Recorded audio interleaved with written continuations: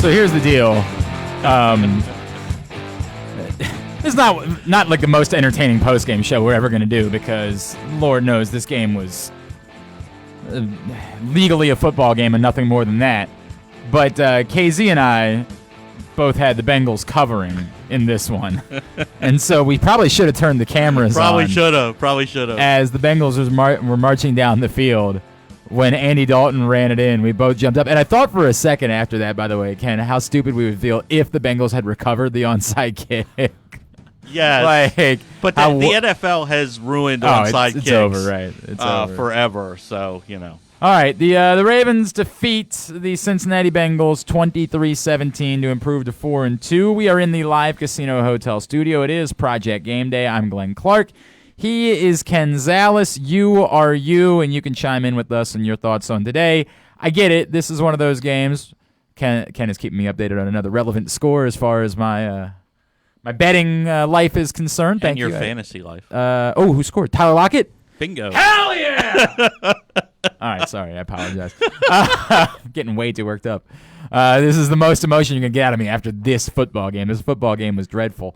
There's just not a lot to say about it. I mean, this is the reality, and that's fine. I want to do. Let's do this part, right? It's fine. There's not a lot to say about it. There is and there's not. Well, I mean, it's about the game itself. No, about the game itself. There's almost nothing to say. The truth is, the Ravens got the job done. The game probably wasn't as close as the final score will indicate that it was. The Ravens were pretty dominant throughout. The Bengals got a mop-up touchdown and a kick return touchdown to start the game. Other than that, this is a very one-sided affair. Now, were the Ravens great today? No, they weren't great. Their defense played well against a completely depleted, nothing much to offer type of team in the Bengals, right? They played well. They finally got some sacks on the final drive because before that they had recorded zero for the course of the game. So those things are all relevant when we look big picture. And the bigger conversation that we're going to have on this show obviously will be about what's coming up, moving forward, what the Ravens have to do next, the decisions they have to make about who they are as a franchise, those types of things. But for the moment, they're 4-2. It looks like they have a good chance to put serious distance on the division, depending on how this one wraps up between the Seahawks and the Browns. Everything looks good for the Ravens as far as the tangible, what matters type of stuff is concerned. Yes. You're 4-2. You could have a 2-game lead when you wake up tomorrow morning, or in about an hour, right, yeah. Depending on what's going on in Cleveland. If you're not watching or you're just listening, driving around, Seattle just took a 31-28 lead with 3:50 left to go in the fourth quarter.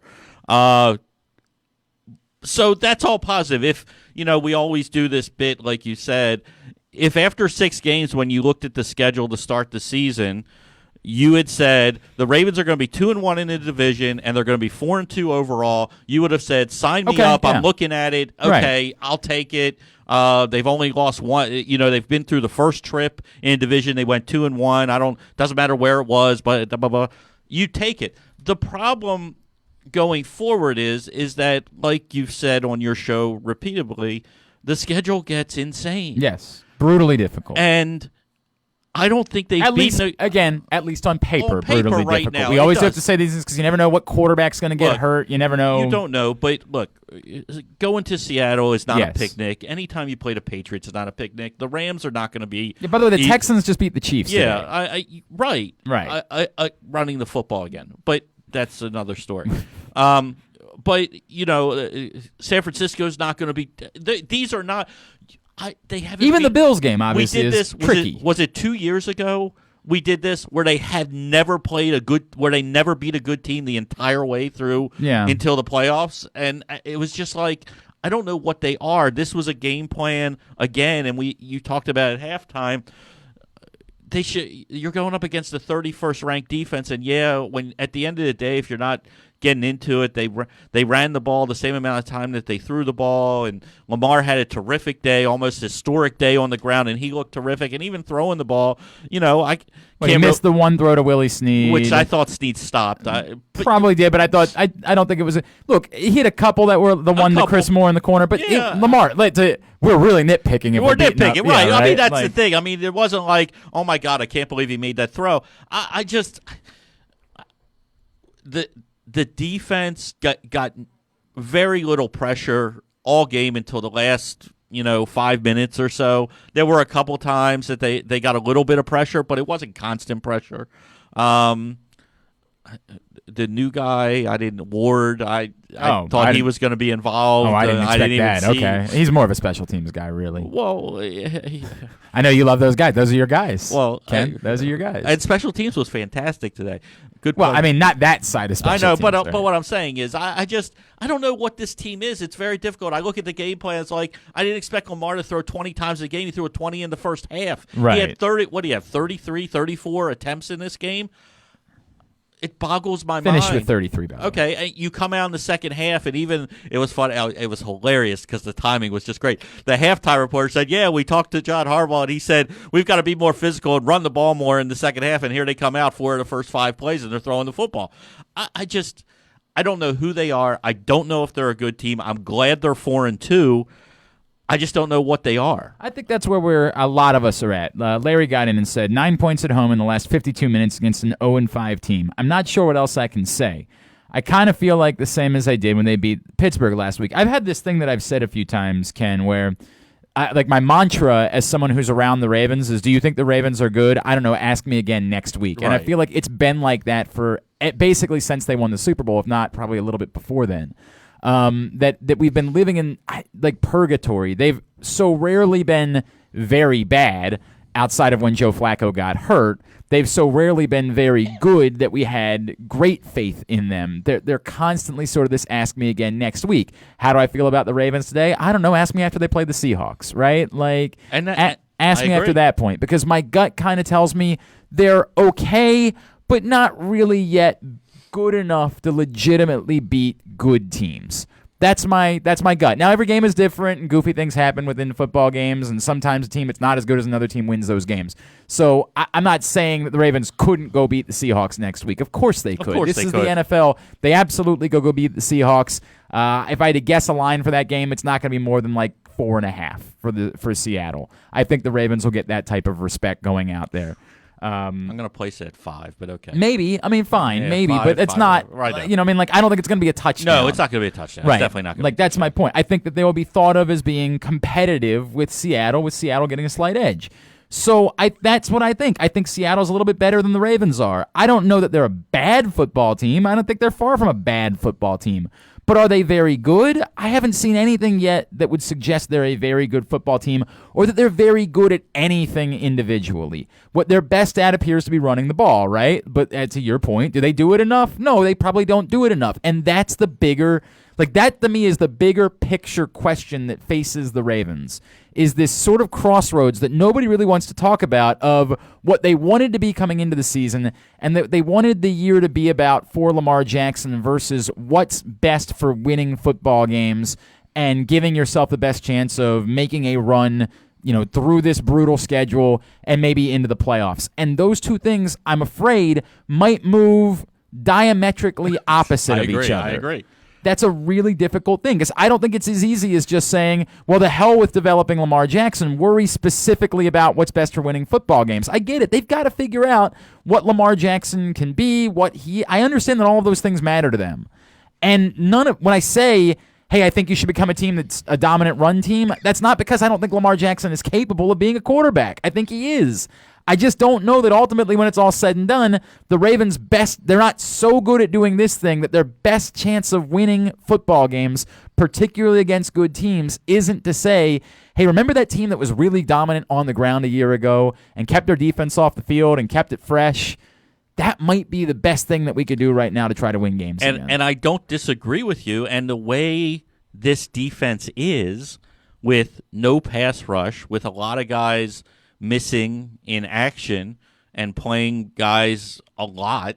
I mean, Bethel was on the field as a safety at some point today. Yeah. That's not why he was brought here. No.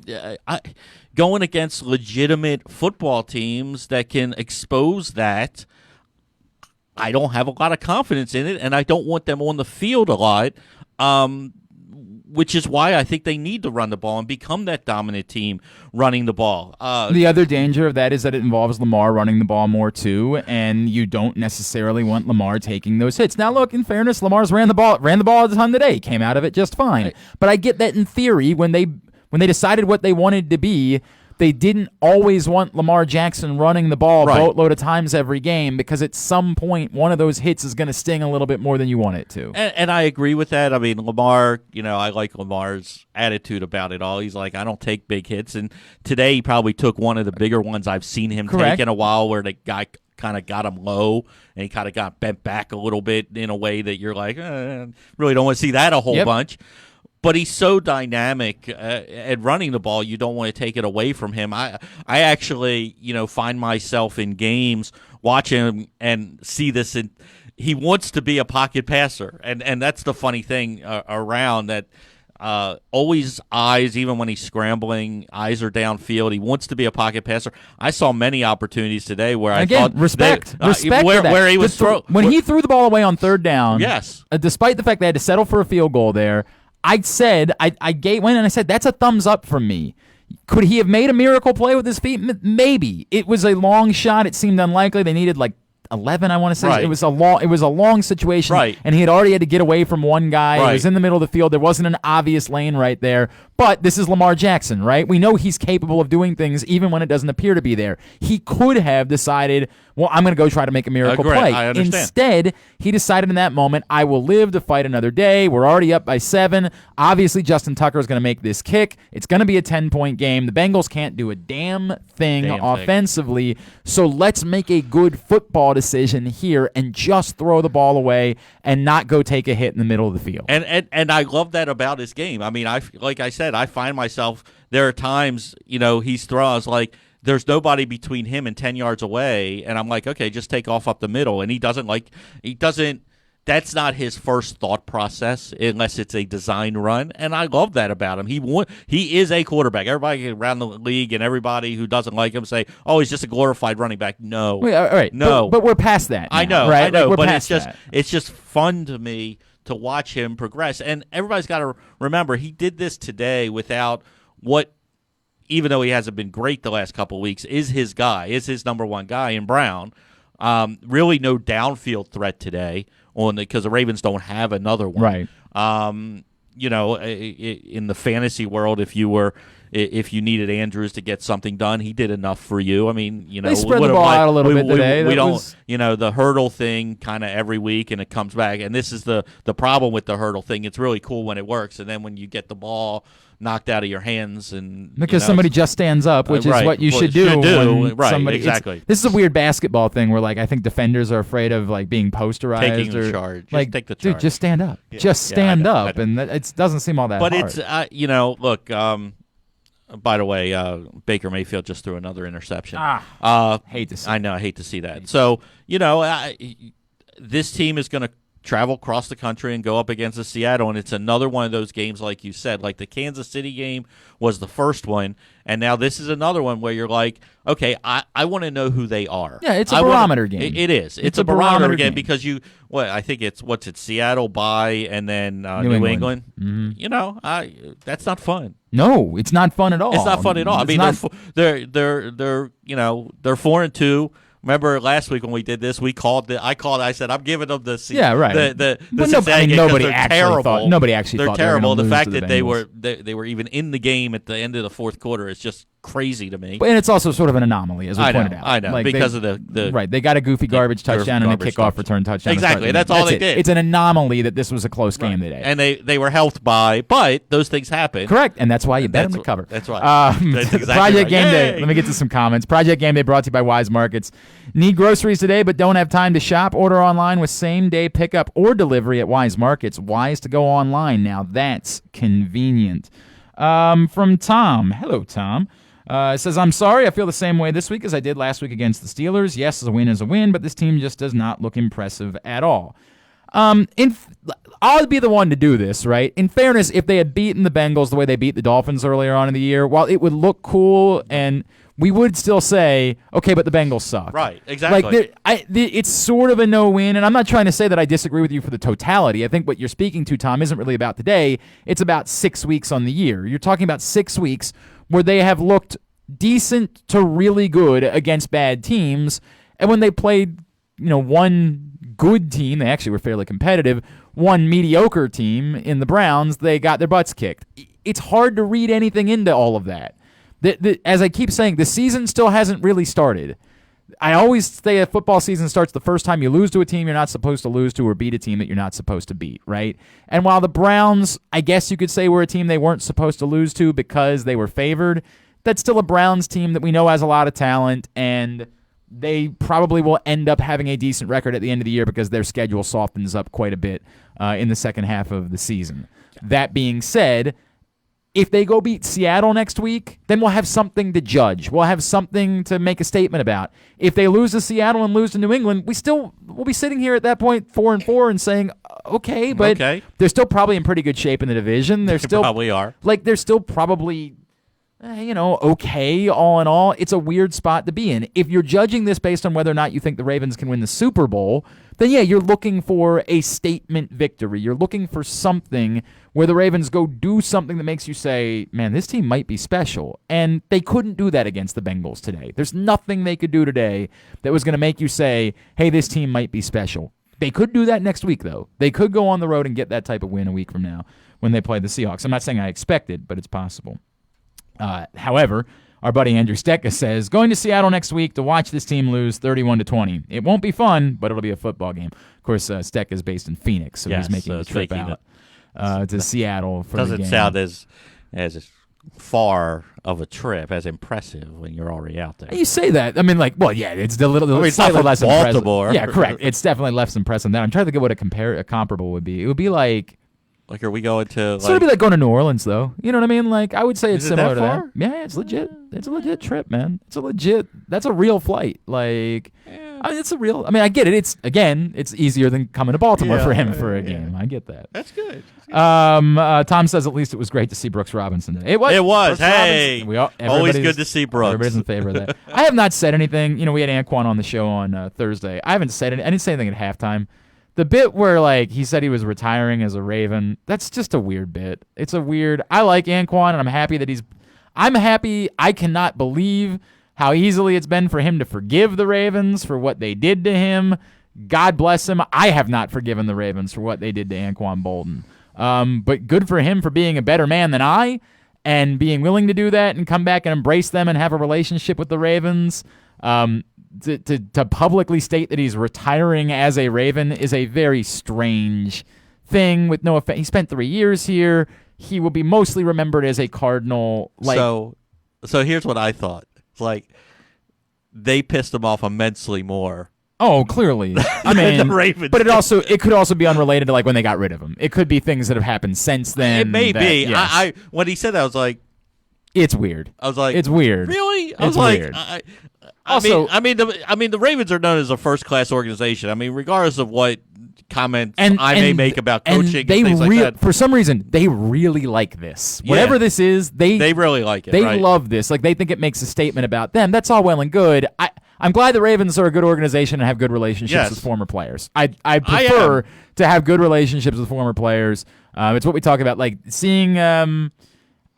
B.J. Surhoff getting fired by the Orioles sucks. Not because I think B.J. Surhoff really did anything for the Orioles, right? Because we like B.J. Surhoff, and we like the idea of him being around. And it gives you those warm, fuzzy feelings. It's the tell me I'm pretty thing, right? It doesn't mean anything that Anquan Bolden retires as a Raven. It's that we like to be told that we're pretty. No, you're really pretty. It's why everybody was so worked up about the stupid hat with Mike Messina. That could not matter less. It's the most irrelevant thing on the planet. You're a dope. I know. You're a dope. It's so irrelevant. And yet all it is tell me I'm pretty. Tell me I'm prettier than the other girls. Tell me that I'm prettier than her, right? That's all it is. I know. We get so caught up on it because we are so insecure. Weird. But again, I'm glad that Anquan Bolden... I'm very happy. If he's happy, I'm happy. It makes no sense. It doesn't. Makes no sense. It makes zero sense. Because I think he should, but... wide receivers are just weird with the Hall of Fame. And, when and if he gets into the Hall of Fame, like he goes in as a Cardinal. Well, they don't do it. I know they don't do it like that, but right. that's why he's a Hall of Famer. He's not a Hall of Famer because he spent 3 years in Baltimore. Correct. And we really liked him. He spent as much time in San Francisco. As he did exactly. in Baltimore. Right. It's just, but that's just the thing. It's like, okay, I'm retiring as a Raven, but it's neat. In your Hall of Fame speech, you're going to talk about your time again. I know it's very weird. It was very weird. And again, I like Anquan, so I'm happy. It's just that like, unfortunately, I can't say his name around here without getting angry again. Like I just get angry all over again, and that's what makes it awkward. Like I'm happy he's going to be around and he's going to do some events. He's doing a thing tomorrow night. I'm happy for all of that. It's just that when I say like the name Anquan Boldin comes up, I'm still going to have that sickening feeling in my stomach of everything that played out. By the way, fun fact. Yes. Lamar is the first player in the Super Bowl era to throw for 200 yards and run for 150 in the same game. Yeah, I saw that. I mean, that's cool. It's cool. Like I said, fun right. fact. It's just that's what it is. It's cool. Like okay, all right. Great. How about that? Fantastic. From Brian Palara, he says, impressive drive, running the ball in the fourth quarter solidified the win with as much trouble as the Bengals have given us in the past. No need to complain. On to Seattle. Well, a couple things there. I think we both agree there is no need to complain. Like, there's nothing that you're really complaining about today. Honestly, like I get it. Could they have been better? Sure. Am I complaining about this today? No. It was a weird football game. Weird things happened. Ultimately, they did everything they needed to do to win the game. It's funny. There's a guy in a chat room that was at a pumpkin patch like you were this morning. But I was there yesterday. Yesterday, okay. Yeah. But he was there during the game, so he wasn't watching. Okay. Look, sometimes you got to do these things when you figure the Ravens are going to take care of business. Some weeks have Saturdays. I know, right? But hey, if you were going to give up a Ravens weekend, this was the game to do it in because you thought they were going to win. And my comment to him was, I was like, they're winning. They're playing a JV team. They're not impressive. They've done the three things that you expect every single game for the Ravens to do. They're not running the ball enough. They've made a bad challenge, and they've given up a play on special teams because they, for some reason, are known as the best special teams around, but somehow they give up a play every week. I said, that's the game. That was it in a nutshell for me. Probably about right. About right. Probably outside of the last drive that was aided by a questionable roughing the passer penalty, the Bengals did nothing on offense. Nothing. Didn't even. Although it was weird because at the beginning of the second half, they seemed to find some life. A couple of passes, right. Get the ball out quickly, throw it towards Maurice Kennedy, and then they stopped doing that. They stopped doing it. It was just very weird, too. Just weird. The thing you do where you figure out what works, and then you're just like, well, this is boring. You know who doesn't do that? Bill Belichick. I know. He figures out that thing that works and says, I'm going to do that forever, and just shove it down your throat. I would continue doing that, but thankfully the Bengals did not. Real quick, the Seattle Seahawks officially have beaten the Browns 32 great to 28. For me. Love everything about that.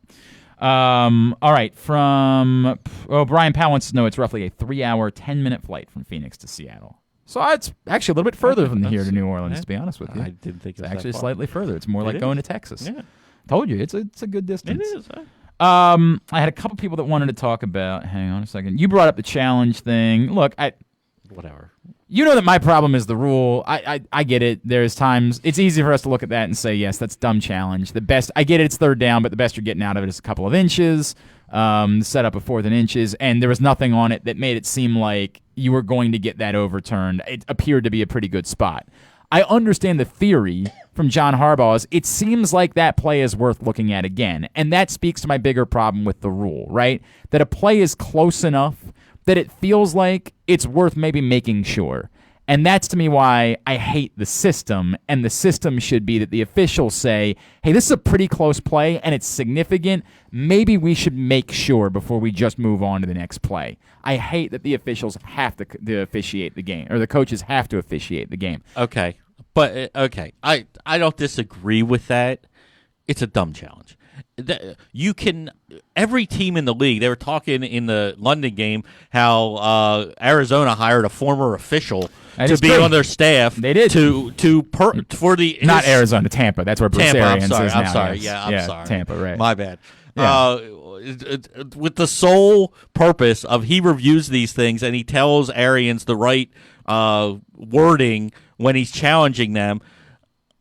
Don't the Ravens have one of those? I don't know if they have a former official. Not a former official, but don't.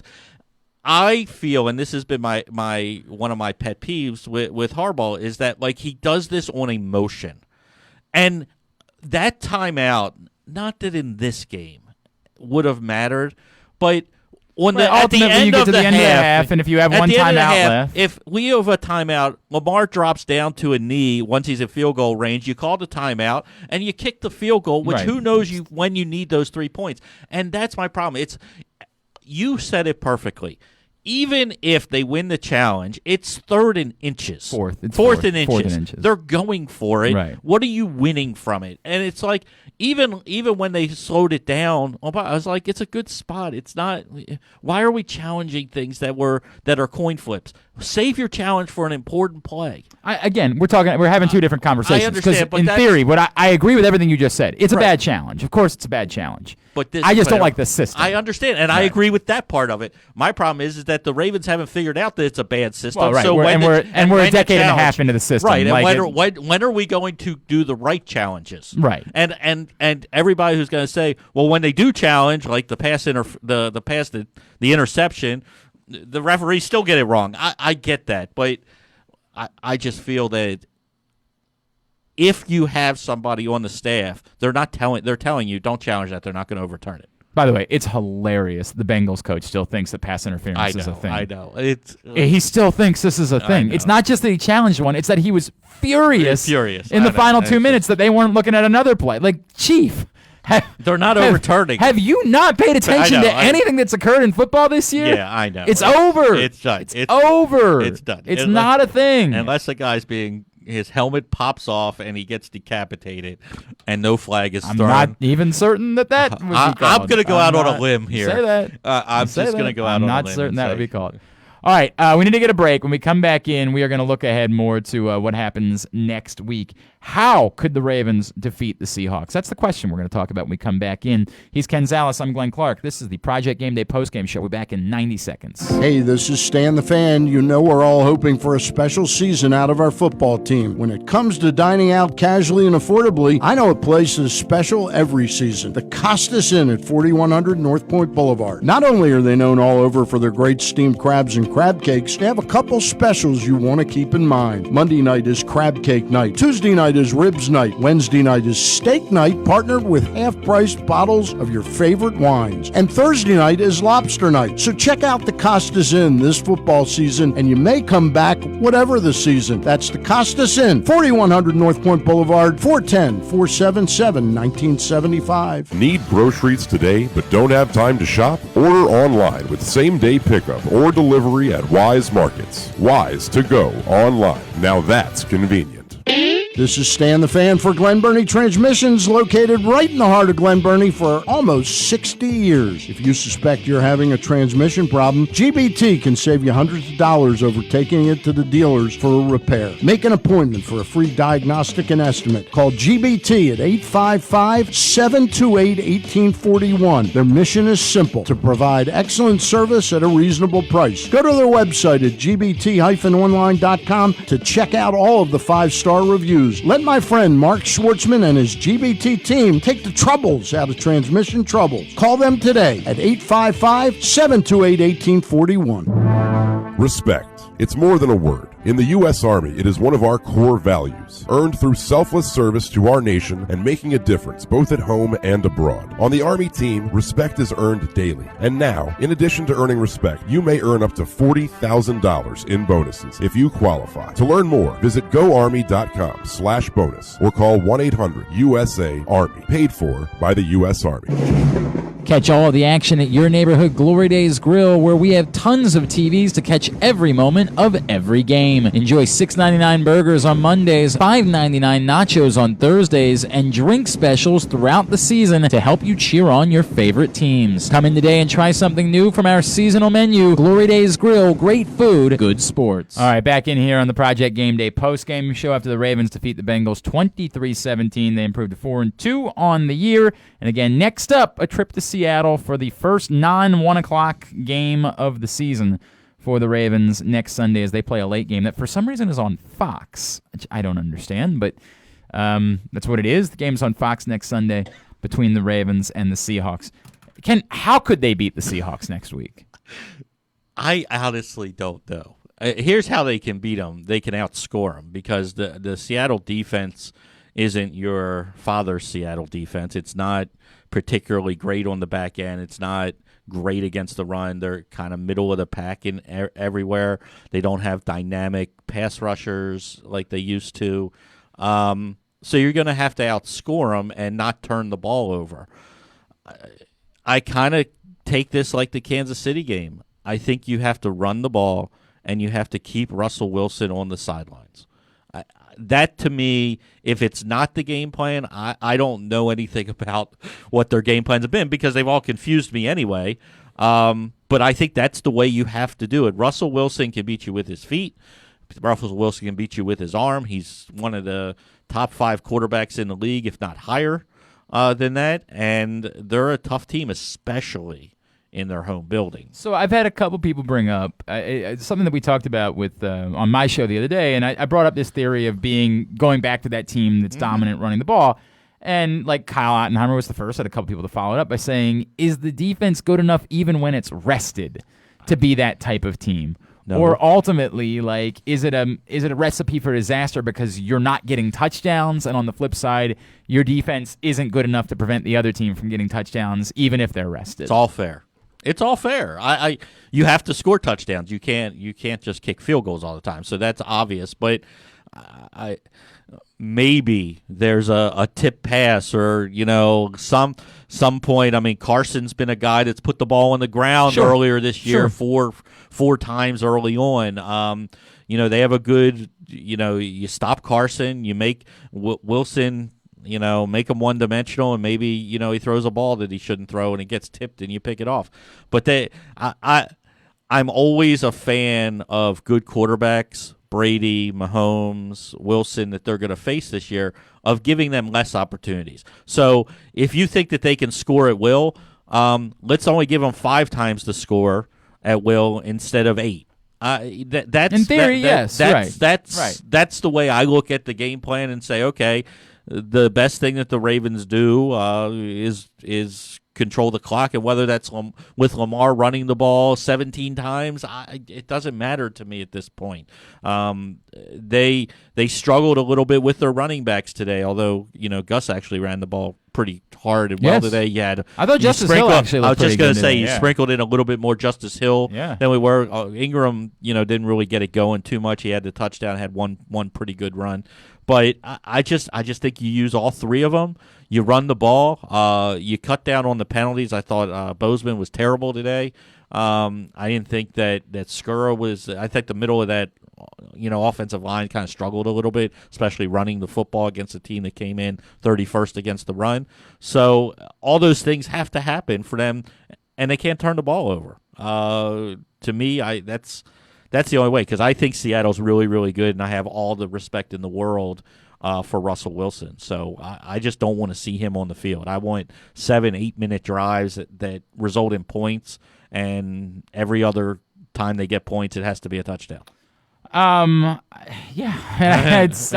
probably the path. And they'll probably throw it 35 times in the first half because of that. But your point is that you don't feel good about it. I don't feel good about it. I don't feel good about it. I don't think there's any way to feel good about it. I think that's the reality of what you're dealing with. But you hope for the best. You hope for the best. I mean, look, I hope they put together their most complete game offensively and defensively on the road at Seattle. Now, am I going to expect that? No, it's one of the toughest 5 places to play in the league. It's one of the loudest places to play, and you're facing a guy in Russell Wilson that I have all the respect in the world for. And they can run the football. Yep. So I'll also stand by the thing that we talked about last week, which is coming out of today. I feel no differently about the trade thing, which is I don't see this team as being a team that should be giving up draft capital right now. I don't think that's a smart strategy for this team. I also don't think that there's going to be nearly as many trades as everybody's hoping for.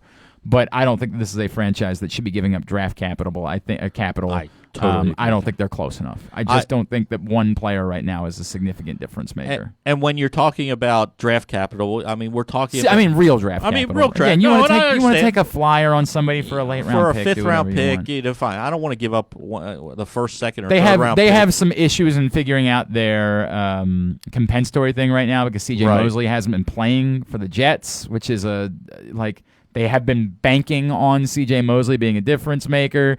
They have some compensatory math they've got to figure out, but in general, they're going to have enough picks that if they want to trade away, if you're trading away a late round pick to take a flyer on a player, I don't expect it to be somebody that's making a difference for you. But sure, go ahead. I just don't think highly enough of the late round picks anyway. That it bothers me. I don't think this is a team that should be giving up early round picks right now. I totally agree. Because I don't think one player is the difference between you getting to the Super Bowl. We're not. I don't like to talk about winning Super Bowls. I like to talk about getting the Super Bowls. And the team has too many holes, especially on the defensive side of the ball. And I'll say this: I've seen a lot of people saying, "Well, they need to," and I've seen articles written, "They need to go get a wide receiver." No, they don't. I mean, they drafted 2 good young wide receivers. They have 2 good young tight ends. They drafted a guy in Hill. They went out and got a running back. They've done what they could do in 1 year to improve the offense. I will say that what I will always listen on any good player. Well, There's a good player who's available, right? I don't actually believe that Stephon Diggs is available, right? But let's just hypothetically say that Stephon Diggs was available. Stephon Diggs is so good that if he's actually available, let's talk about it. Now, the problem is... Well, his price just went up today. Well, I mean, the price was always going to be absurd, and I never actually thought... now. Well, I mean, yeah, it's a reminder of how... I understand. It's a reminder of how good he is, but Stephon Diggs is no better today than he was a week ago. No, he's not. He just wasn't being used enough. Stephon Diggs is amazing. And so the cost of getting that, to me, is too high. But I get it. When there's a good football player available that you can know that you're going to have around for a little while, I'm always willing to listen and have those conversations. Sure. I just don't think right now it's the best thing for this team to be doing, to be giving up top draft capital to try to get better in the course of this season. Quickly, Paul from Orlando, late to the discussion. Did you guys talk about Bozeman at left guard? Seemed like his number was getting called a lot today. He didn't have a good day. He definitely didn't have a good day today. Well, in the penalty department, that is. He did not have a good day in the penalty department. Well, and he didn't really get a good push today. I mean, we've seen him. They weren't trying to run the ball in the middle very much, which was a really strange thing. Yeah, I agree. I'll say this, and I don't like Bozeman at guard. I know they don't have any other options. He's a center. He's a center. He played center for 4 years at Alabama. He's a center. Go find another guard and put him where he's supposed to be. This is the thing the Ravens do. They say, "Oh, this guy will make a good guard." He's never played. Not that he's never played guard, but he's played center. So you're learning a new position in the NFL. It's not ideal. I think the world of him. I loved when they pick him. I like the guy. I like his family. He's a center. Stop playing him at guard. Well, I mean, very simple. I don't think that's gonna. I guess again to the question, Paul. I'm not with Ken. He's not a good guard. I don't think that he's been a poor player. I don't think he's been a largely poor player. Well, I think today he didn't have a good day. Not good. Right. He was not good. I think he gave up 1 sack earlier this season. That was, I think, for the most part, he's been decent. He's been good, frankly, and gotten a pretty good push for the most part. I'd like to see the center. Okay, but they've got a center, so they're not doing that, right? I don't like the center. What's that? I don't like the That's center. fine, but they're not making that move. Ultimately, could he be a better center than he is a guard? Maybe. But today, I don't think the Ravens are looking to switch and put somebody else in at guard, in part because I don't think that they believe that they have the answer there. Now, I mean, could Ben Powers be a guy down the road? Maybe. But they like Ben Powers so much that he's not active. So Jaleel Scott was active today, though. AJ brought that up. Said, shame Jaleel Scott didn't take advantage of this opportunity. I don't really know that he got the opportunity. Was he on the field? Yeah. Did he play a snap? Right, I never saw him. I don't know. I literally never saw didn't see him either, because I was like, you know something? If we're struggling at wide receiver and you're going to get him active. By the way, reminder that Bradley Bozeman will be with us tomorrow morning, and we'll talk about him not having a good day today. We will address it. Absolutely. That's just what it is. Go ahead. It is what it is. Continue the conversation. I don't like when they activate guys and they don't use them. I just don't. Your wide receivers are not so good Moore and Roberts are not so good that you're like, oh, let's give this guy a handful. They of were snaps. both pretty good today. They were both. They both made okay. plays. They both were okay. fine. Fine. But I don't like. I don't expect Jaleel Scott to be anything more than fine. So I don't know. I don't think it's funny because I didn't like the draft pick. I don't like the player, but he's a part of the team. You activated him. Could you give him a handful of plays? Could you get him on the field? I mean, you could. I'm not saying that. Like, I just think right now, what you're supposedly suggesting, he's a really good special teams well, player. he has a role. That was the point. Is that he had a role in special teams, which hasn't been the case. To me, it's shuffling furniture. Right? I understand. Like, I don't think Jaleel Scott's good enough that I care whether or not he's the guy. But the chair But if I'm gonna put the chair over there, I'd like to sit in it, even though it's the same chair that was over there. I want to see how I feel about the sitting in the chair over there now. I just don't.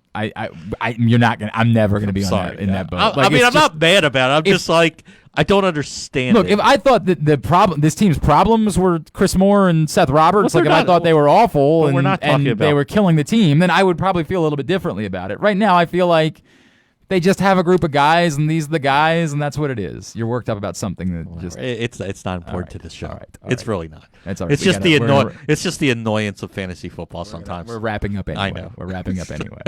All right. KZ will be back in Thursday morning, 11:30 a.m. for the Pressbox Fantasy Football Show, brought to you by Smythe Jewelers, Glory Days Grill, and Wise Markets. And, of course, @FansFantasy on Twitter is how you follow him.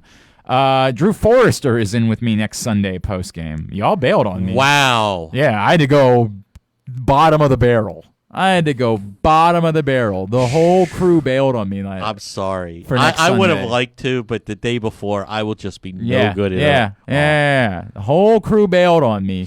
So I got it. Not only is it a late game, not only does it already disrupt my day, but on top of that, I'm going to have to deal with Forrester. Would you like me to see if I could rearrange I mean, things? I would be very awkward for me to cancel on him at this point. I mean, I could cancel for you. I mean, because I like you, and it's gonna be rough.